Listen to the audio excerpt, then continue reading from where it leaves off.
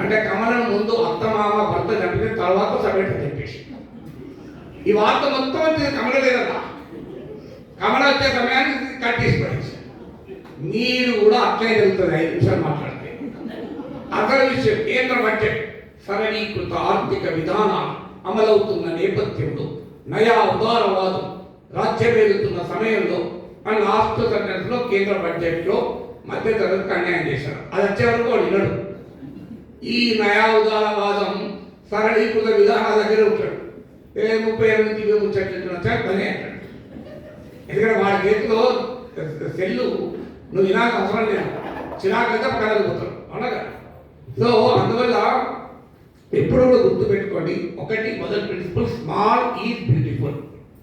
ఎంత చిన్నగా మీరు మెసేజ్ పెట్టగలుగుతారు, ఎంత చిన్నగా మాట్లాడగలుగుతారు, ఎంత గొప్ప సందేశాన్ని కూడా ఎంత తక్కువ సమయంలో చెప్పగలుగుతారు.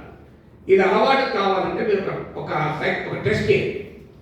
రోజు ఇవాళ ఈ నా క్లాస్ అయ్యాక మీరు ఏంటంటే వాచ్ ముందు పెట్టుకొని 1 మినిట్ చూస్తూ ఉండండి. ఎంత సమయం చెప్పలేదు, 1 మినిట్ కామ్ ఉండండి అంతే. ఓన్లీ 1 మినిట్ మీకు అర్థమైంది. ఓకే నేను రెడీ అయ్యి క్లాస్ తర్వాత ఇప్పుడు ఎక్సైజ్ నేను ఎస్ అంటాను. చూడండి 1 మినిట్ స్టార్ట్ అంటాను, అయిపోయేదాకా మళ్ళీ ఓకే స్టార్ట్.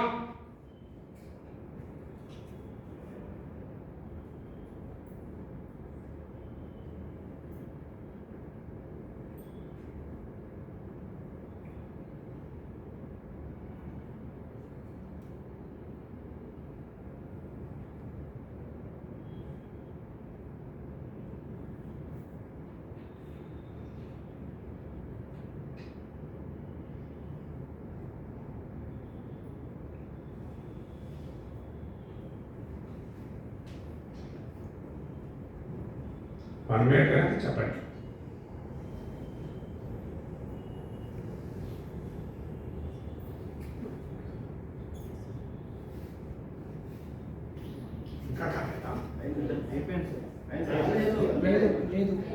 శ్రీనివాస్ ఒక్కరికే చెప్పండి, మీ అందరు కాదు.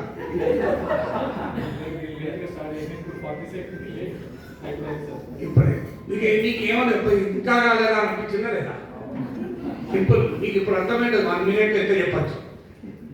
ఈ ప్రయోగాన్ని మీరు 3-4 సార్లు చేసుకుని ఇంటికి వెళ్ళాక నేను గ్యారెంటీ ఇస్తాను 1 మినిట్లో మాట్లాడగలుగుతాను. చాలా ఎక్కువ సమయం 1 మినిట్ అంటే.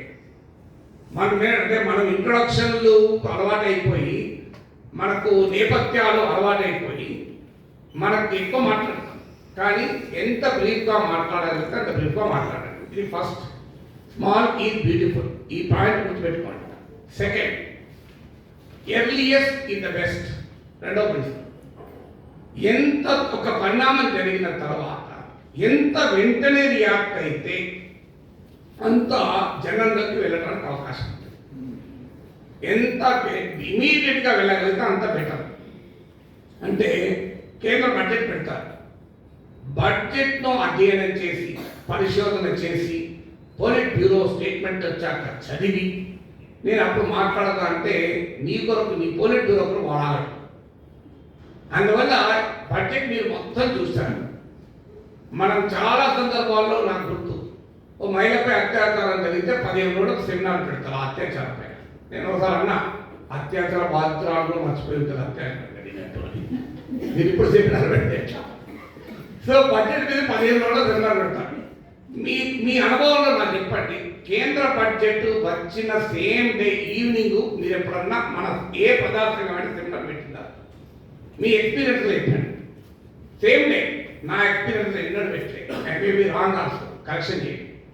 ఎన్నడూ పెట్టలేదు. 40 ఏళ్ళుగా నాకు అనుభవం ప్రజా ఉద్యమాలతో. ఏ ప్రజా సంఘము బడ్జెట్ వచ్చిన సేమ్ డే సెమినార్ పెట్టలేదు. సేమ్ డే పక్క పెట్టండి, నెక్స్ట్ డే కూడా పెట్టలేదు. మరి ఎందుకు పెట్టలేదు? ప్రిపరేషన్ టైం లేదా అంటే బడ్జెట్ వస్తుందని అందరూ తెలుసు కదా. ఇప్పుడు వేరే సడన్ డెవలప్మెంట్ అంటే నేను ఒప్పుకుంటా, సమయం ఉండదు. బడ్జెట్ ఈనాడు 23 నాడు బడ్జెట్ అంటే 10 నెలల కింద తెలిసిన అందరూ తెలుసు. మరి 23 నాడు సాయంత్రమే ఎందుకు సెమినార్ పెట్టకూడదు అంటే మాట్లాడే వాళ్ళకి చదివే టైం ఉండాలి కదా. ఎందుకు మాట్లాడేవాడు టీవీలో మాట్లాడుతున్నాడా? సెమినార్కి ఎవరు వస్తుంది? నాగేశ్వర వస్తాడు, వీరయ్య వస్తాడు, వీళ్ళంతా మాట్లాడతారు కదా ఆల్రెడీ టీవీలో. ఆ బడ్జెట్ అయిపోయిన వెంటనే మాట్లాడినా కదా మేము, లేట్ కూడా లేదు కదా. ఇక సాయంత్రం అంటే చాలా టైం దొరుకుతుంది. మధ్య 11 గంటల నుంచి 12:30 దాకా బడ్జెట్, 12:30 నుంచి